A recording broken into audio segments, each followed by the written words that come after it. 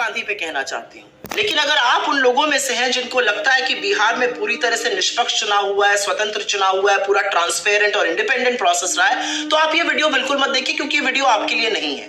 लेकिन अगर आप उन लोगों में से हैं जिनके अंदर ये समझदारी है, जिनको समझ में आ रहा है, जो देख रहे हैं और ये मानने को तैयार नहीं है कि 90% से ज्यादा स्ट्राइक रेट बीजेपी और उनके घटक दलों का नहीं हो सकता है, तो इस वीडियो को अवश्य सुनिए। अगर आपके मन में भी यह सवाल आता है कि इतने पलायन, इतनी बेरोजगारी, महंगाई और इतनी कानून व्यवस्था के ध्वस्त होने के बाद 90% स्ट्राइक रेट आना असंभव है, तो ये वीडियो असल में आपके लिए ही है।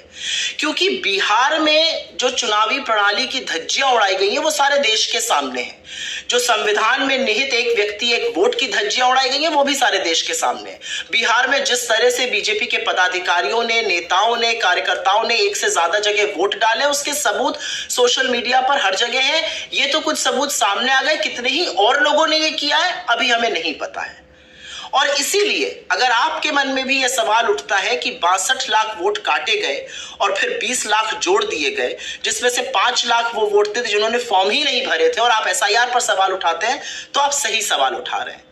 अगर आपके मन में भी यह सवाल उठता है कि 6 अक्टूबर को इलेक्शन अनाउंस करते हुए ज्ञानेश कुमार जी 7 करोड़ 42 लाख वोटर की बात करते हैं, जो जादू से 11 नवंबर को 7 करोड़ 45 लाख हो जाता है, और अगर आपके मन में सवाल आता है कि 3 लाख कैसे बढ़ गए, तो सही सवाल आ रहा है।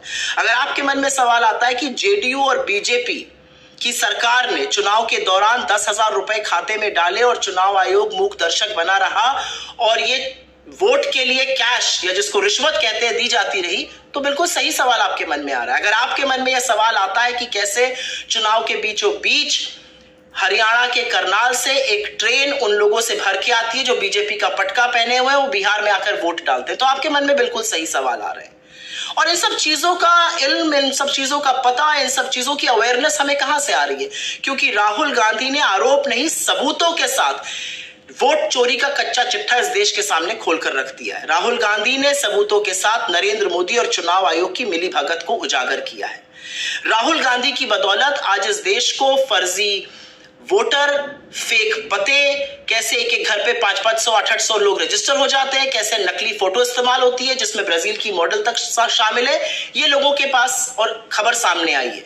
ये राहुल गांधी की बदौलत है कि एक्चुअली इतने खुलासों के बाद मेन स्ट्रीम मीडिया और डिजिटल मीडिया के साथी जो फील्ड पर गए उन्होंने और उदाहरण लाके सामने रखे। ये राहुल गांधी की बदौलत है कि अगर एक व्यक्ति एक जगह से ज्यादा वोट करता हुआ पाया गया तो उसके फोटो, उसके वीडियो लोगों ने साझा किए सोशल मीडिया पे। ये उनकी बदौलत है कि लोगों को लगा वोट चोरी हो रही है और अगर किसी बूथ पर अनियमितता हो रही है तो उसको बढ़ चढ़ कर बोला गया।